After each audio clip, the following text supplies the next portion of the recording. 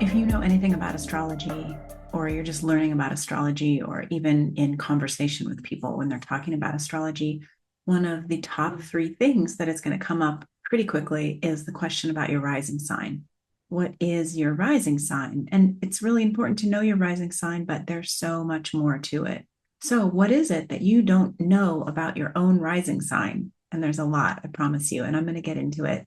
I'm Naka Perkins of Electra Astrology. Welcome. This is Astrology for Awakening, where I am going through all of the sun signs, all of these different facets, these things that you may not know about who you are. And we're using astrology here not just as some fun pop culture thing to get cute tips about yourself, but we're using it as a self-exploration tool. It is a tool of growth, and that is what we are doing on the planet right now. We're growing, we are evolving, and we're not going to be able to do that by just going in autopilot and doing the same old thing that we've always done, where we're looking outside for things to fix the way that we feel inside. We're giving our power away to people and saying, please fix me, or please do this differently so that I can feel better. No, we're learning to take our own power back. And that is one of the big issues that we're going to be confronting over the next several years as these outer planets, Saturn, Neptune, are moving into the sign of Aries, which, by the way, happens to rule the rising sign. I have a ton of interesting videos on YouTube. By the way, this is the last week to register for my class called Wired for Emotions, which is where we're going into the astrology of your stress response. And we're going to be talking all about fire and that fight response, which is something that you need to know when it comes to your rising sign, which is traditionally and always ruled by the sign of Aries. Now, we each have our own unique rising sign that talks a lot about who we are. It's an identity placement in the chart. And when you know your own rising sign, of course, you better understand how you show up in the world. But you can't really know how you show up in the world without integrating this idea of Aries, of Mars, as being something that is an overriding energy that goes along with the rising sign. I'm going to talk about it. This particular episode is edited from season 5 of my podcast, Star Narratives, but we're going to go in and talk about Aries and identity. Before we do that, I want to pose some questions to you. Who are you? That's not the easiest question to answer. And in other ways, it's a really easy question to answer. When we're talking about identity, especially as it relates to the rising sign, we're talking about our perception of our identity, which really relates to how other people perceive us. If you think I'm cool, then I might perceive myself as cool. If you think I'm obnoxious, then I might get the vibe that I'm obnoxious. That's a disempowering take when we are looking to other people to say, who do you think I am? Oh, okay. Because unless they think that you're amazing, you might get feedback that you don't really like, and it might color the way that you show up in new situations. And so we want to work with our rising sign as we get older and older to get to a place where we're not looking for what other people think about us. Their perception of us stops mattering. And we know that most of us, as we get older, we do stop caring so much about how people see us. And it becomes so much less about everybody out there and everybody's judgments and opinions, and so much more about really who we truly are. Like, okay, you don't like me? Fine. What does it matter to me? Or, oh, you think I'm great? Cool. I think I'm great too. So that's one of the things that we're exploring always with our rising sign is we want to step back and we want to question and say, am I showing up in this new situation because I think that I'm supposed to be a certain way? And as I'll cover, we go into our lives from the time we come out, we on some level are looking around and saying, what do I need to do to fit in? How do I need to be in my family? How do I need to be at school? How do I need to be with my peer group and my siblings in order to get my needs met? And your specific rising sign will tell you a lot about how you do that. Eventually, we get to a point where we realize we don't need to be a certain version in order to survive. And we know how to get enough of our needs met. We know how to get love and affection and approval and money and safety and security. We know how to get that without hoping that other people will give it to us without feeling like we have to be that street performer, where if we do a good enough job performing, we'll pass the bucket around and people will give their money in the form of approval to us. So, the rising sign is a very deep archetype for all of us. And I want to start talking about it. I want to get into it. I hope you learned something. We are doing yet another week of the sign of Aries. This week, we're going to talk about Aries as a sign of identity. I think identity is something that we all struggle with, especially when it comes to Aries, because remember, Aries is the ruler of the rising sign. And that rising sign speaks to how we enter into the world and how we present ourselves when we are around things and people that are unfamiliar. So think about that version of you, or rather, I should say, those versions of you, because it's not that we always show up as exactly the same predictable person. When we're talking about Aries and its relationship to identity, we have to talk about the fact that there's a little bit of defensiveness that we all have. Every single one of us, when walking into a new or unfamiliar situation, is going to have a sense of guardedness. That guardedness is going to show up in different ways for everybody because we all have a unique rising sign, but we have to remember that the energy of the rising sign is always going to be colored by Aries. Aries is always going to be the foundation. And so Aries being a sign where we have to go to war, we have to go to battle. Although every situation is not a situation of war, it can feel like that sometimes because you have to walk into any room and get a sense of where you're at, what is happening, who is there, what it smells like, what your level of safety is. And we're all going to experience different levels of safety in our body. And depending on how we relate to our internal Aries energy, we're going to be reacting from that. We also want to look at the fact that Aries and the rising sign, the ascendant, are representative of that moment of entering the world as an infant. So we look back to what it was like for us in our own childhood for some sense of how we were responded to. If your needs and demands, the needs and demands of an infant, or the needs and the demands of your warrior, if those were not met with patience, attunement, responsiveness, nurturing, then you learned something about your effect, your impact on the world around you. And you likely take some of what you learned there into how you relate to new situations now. We also learn a lot about how to show up by what our families of origin really needed from us. And that is probably going to relate a little bit more to the actual sign on the rising sign of your natal chart, because we learn very quickly as infants and then moving into toddlerhood, we learn quickly what is going to get our needs met the fastest and the most predictably by our caretakers. So some of us learned that being that Aries warrior, fiery, confident, candid, assertive version worked really well. And those might be people, we could hypothesize, that are more comfortable in their identity. They understand that they will be met when they have needs. Now, if you were in a family that did not respond well to that, you might have learned that being loud or demanding or even angry or having boundaries was not going to get your needs met. You might have learned to back down. And your coping mechanisms, your bouncer at the proverbial door, as we call the rising sign, might have learned how to get his or her needs met in really different ways. So when we're looking at the archetype of Aries and we're saying Aries is about identity, especially how you march into a new situation, it's worth examining how you do that. So I want to take you through an exercise because it's valuable to really get a sense of all of the different versions of you. Because when we're looking at the rising sign, when we're looking at Aries, we find that there's a progression. We tend to feel less powerful when we are younger. We get really good at reading an environment and assessing, deciding how we need to show up in order to get our needs met. And so we could say, like we talked about last week, there are some Libra qualities in this.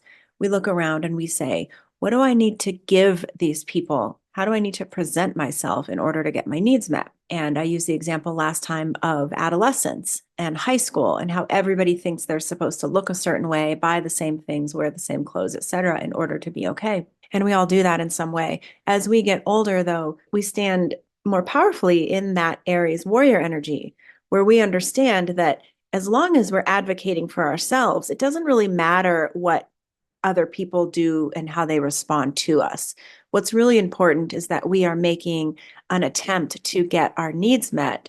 And so the older you get, the more of a sense of identity, a sense of self you're likely to have. But it's still worth looking at the little places where these parts of you emerge and how they respond to unfamiliar situations. So I just invite you to close your eyes and take a few deep breaths and settle in. Shake your body around a little bit if you need to release some tension. And tune into your body. What is it feeling like right now in this moment? Are you noticing any discomfort, any aches or pains, or a buildup of tension?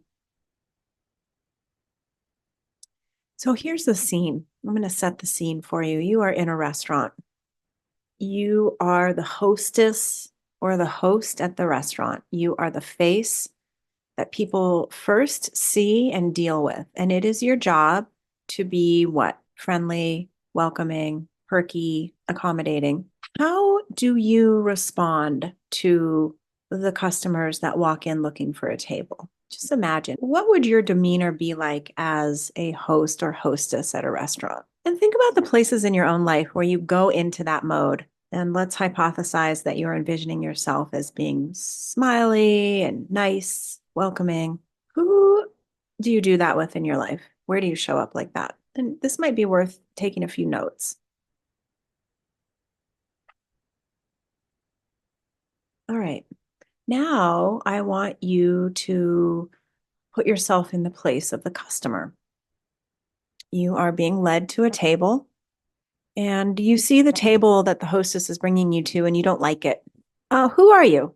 What do you do? How do you respond to that? Do you ask to sit in a different table? Are you polite about it? Are you snappy about it? Do you just sit down at the table even though you don't like it? And if you do that, are you relaxed, let it flow, or are you annoyed and resentful right off the bat? Just think about what your typical response would be. How do those kinds of responses typically show up in your actual life? Where do you find yourself either being acquiescent and saying, okay, I don't really want to do that, but I'll do it anyway? Can you let that just flow, or are you annoyed? Or where do you say, this isn't right? I don't want this. I want that over there. Then when you say that, are you grumpy about it or are you nice? All right, now I want you to envision yourself as the server and you are rushing around trying to tend to everybody. You're busy, you got a lot to keep track of. How do you show up at the table? Are you friendly, easy, chatty? Are you short? Are you looking over your shoulder, trying to pay attention to different things at once? Are you available to answer questions? Are you snappy when people ask you questions? Are you likely to remember everything that the customer asks you for, or are you going to forget? So, what would be your style of serving? Would it be easy? Would you be overwhelmed and snappy? And then, how do those situations in your real life work? When you're overwhelmed, you have to do something for somebody, you show up. Are you cool about it? Or are you generally kind of crabby? All right, now I want you to imagine yourself as the bartender. You have a little bit more power. People are going to respect you as the bartender, and you're very busy. And what are you like as a bartender? Are you stopping to chit chat with people, listening to their life stories? Are you getting so engrossed in somebody's story that you don't notice that there are customers with empty glasses on the bar that need your service? Are you crabby and short and imperious? What are you like when you have a little bit more power? When you're in your own life, how do you respond? When you are the manager and you do have the power, however, you have to problem solve. And you might have to go out on the floor and you might have to apologize to people for their late food. You might have to comp some things to keep everybody happy. Your job is to keep the ship afloat and also make sure that everything is moving smoothly. And what kind of manager are you? What do you do when you hold all the responsibility of making sure that everybody has their needs met and everybody's doing their job? How does that kind of energy show up in your regular life? And I'll give you one more example. Who are you as the customer? You're sitting at the table. Your food is taking a really long time. You are very hungry. You're blood sugary. There's a baby crying next to you. The music is too loud. You're overwhelmed. You're annoyed. Your needs are not getting met. Who are you? Are you the person that is quiet, drinking water, knowing the food is going to show up at some point? Are you snapping at the people that you're eating with because you're annoyed? Are you waving your hand in the air trying to flag down a waitress to ask them to check on your food? Are you going to complain to the manager once the food comes that it took too long? Who are you in your regular life when nothing's going right, when everything is unpleasant and overwhelming and you're not getting your needs met? How are you likely to react? So I wanted to bring you through this exercise because these are Aries forms of identity. We talk about the sun as being the core of who we are, and that's a different kind of identity. That's the identity where we just know who we are. I'm a strong and solid person. I have a spiritual practice. I really enjoy being out in nature. I make a point to communicate and connect with the people around me. Those are sun things. Aries identity is much more about how are you reacting and responding to your life, especially to situations that are new or unfamiliar. Aries is connected to boundaries. It's connected to confidence. It can be very charismatic. It can also be forceful. It relates to anger. I want to talk about Chiron for a minute here because Chiron is in Aries right now. Chiron has been in Aries since 2018. It's spending a lot of time. It's going to be in Aries until 2027. And so Chiron, being the wounded healer, means that all of us are having to confront some of our Aries energy. Some of us are learning that we are not very nice in certain situations. We get bossy. We get annoyed. We want to steamroll to get our needs met. We go into war mode. We let our egos get the best of us. Okay. And I think that it's safe to say that all of us have our Aries moments when we're in that version of Aries. Some of us are going to err on the other side. We don't know how to have boundaries. We don't want to hurt people's feelings. We don't want to come on too strong. We don't want to seem bossy. We don't want to acknowledge our own anger because if we instigate somebody else's anger, it's like we don't know what to do with it. Chiron moving through Aries is showing all of us the various little wounds that we have around the times when our identity has not been received well. We were told you're not allowed to have a boundary, how dare you? Or you're not allowed to be angry, how dare you? Or, oh my God, your anger scared me and now I don't want to be around you. Or, oh, you're so pushy and you know everybody's talking behind your back about it. Like there are some ways that we get wounded around this Aries archetype. And we're dealing with that right now over an almost 10-year period. And we also have the North Node in Aries. So again, if you're listening to this in 5 years, what was happening for you in the case of Chiron and Aries between 2018 and 2027?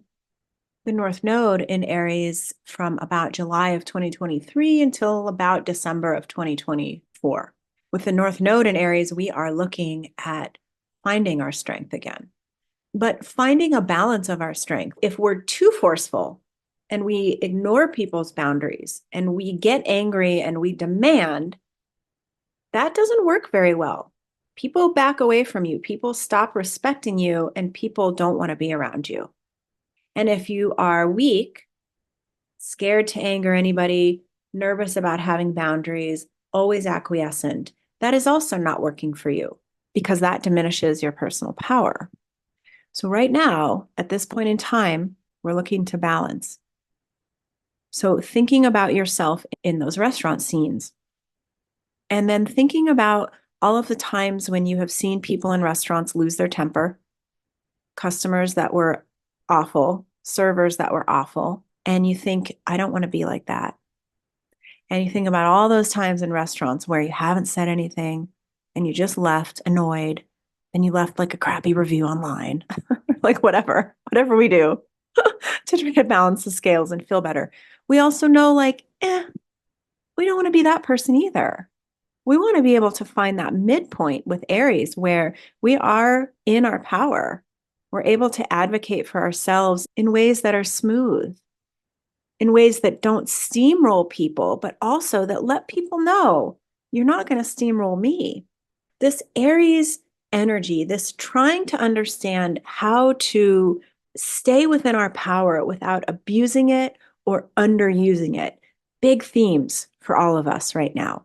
So pay attention over this next week or so, how you lead your life, how you show up in situations, and how you are either effective or ineffective, because that's going to give you a lot of clues for how to really use it in a way that helps you assert your power, to deepen into your courage, to not fear competition, to take initiative and be spontaneous, because we like those things about Aries. Aries is fire. We need fire. We need our inner fire in order to really tap into the excitement and the vitality of life.